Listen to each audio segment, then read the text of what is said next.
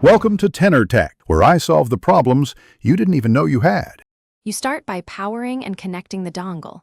Plug Chromecast into an available HDMI port and attach its USB power. Once done, switch the Samsung TV to that HDMI input so you see the Chromecast welcome screen. This indicates the device has booted.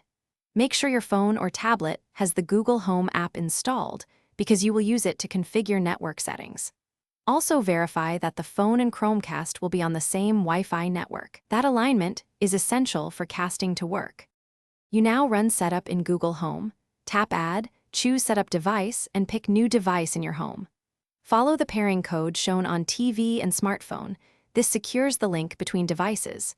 Then select your home Wi-Fi network and enter the password so Chromecast can stream. Wait for any automatic firmware updates to finish because updates resolve bugs and improve performance. Finally, assign a descriptive name and room so you can cast quickly and control it with voice or routines later. To cast, open a compatible app on your phone, tap the cast icon, and select your Chromecast name. The content appears on the Samsung screen and your phone becomes the remote. Make adjustments.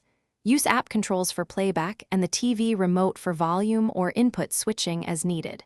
If casting fails, try a quick reboot of the Chromecast and TV, confirm both devices are on the same Wi-Fi, and if problems persist, perform a factory reset from Google Home.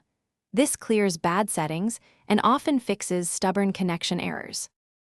Thanks for watching. Subscribe to keep your life in tune.